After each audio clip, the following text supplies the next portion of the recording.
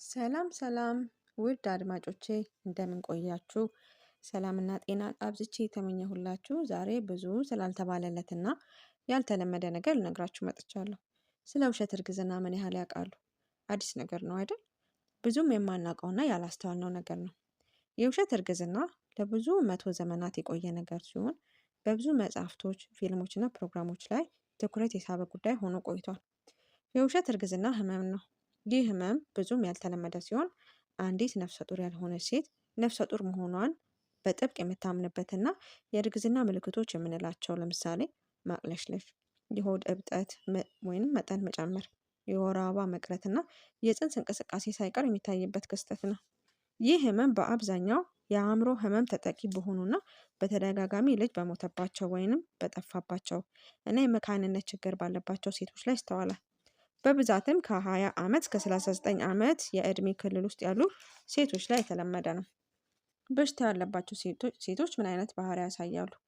በሽታው ስነ ልቦናዊና ፊዚዮሎጂካዊ ገጽታዎች ያሉት ሲሆን የዚህ በሽታ ተጠቂ ሴት እርግዝና አለመኖሩን በምርመራ ቢረጋገጥም ለማሳመን በጣም ከባድና ውስብስብ ፕሮሰስ ነው የሚሆነው።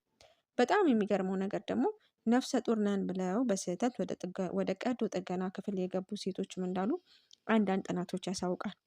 ሌላው ደግሞ በጣም የሚገርመው ነገር አንዲት እርጉዝ ሴት ሊኖራት የሚችል ምልክቶች ሁሉ አላቸው።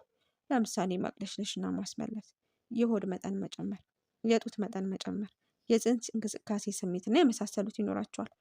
ስለዚህ ይህ በሽታ እንዴት ይታከማል? አንደኛ እንዲህ አይነት ሁኔታ ላይ ያለችን ሴት በጣም በተረጋጋና በጥንቃቄ ያለውን ነገር ማስረዳት ያስፈልጋል።